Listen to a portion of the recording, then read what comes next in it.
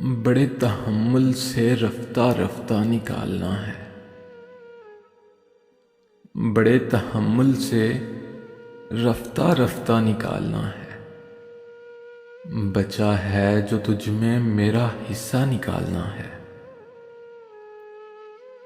ये रूह बरसों से दफन है, तुम मदद करोगे। ये रूह बरसों से दफन है, तुम मदद करोगे।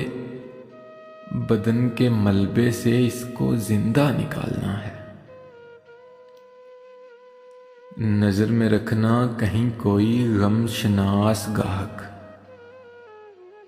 नजर में रखना कहीं कोई गमशनास गाहक। मुझे सुखन बेचना है, खर्चा निकालना है। निकाल लाया हूं एक पिंजरे से एक परिंदा।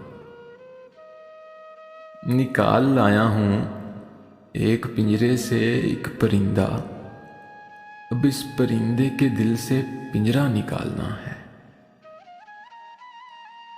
ये 30 बरसों से कुछ बरस पीछे चल रही है।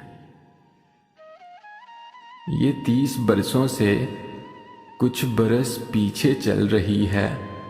मुझे घड़ी का खराब पुर्जा निकालना है। ख्याल है खानदान को इत्ला दे दूं।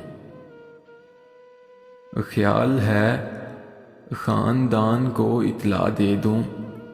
जो कट गया है इस शजर का शजरा निकालना है। मैं किरदार से बड़ा तंग हूं कलमकार। मैं एक किरदार से बड़ा तंग हूं कलमकार। मुझे कहानी में डाल गुस्सा निकालना है।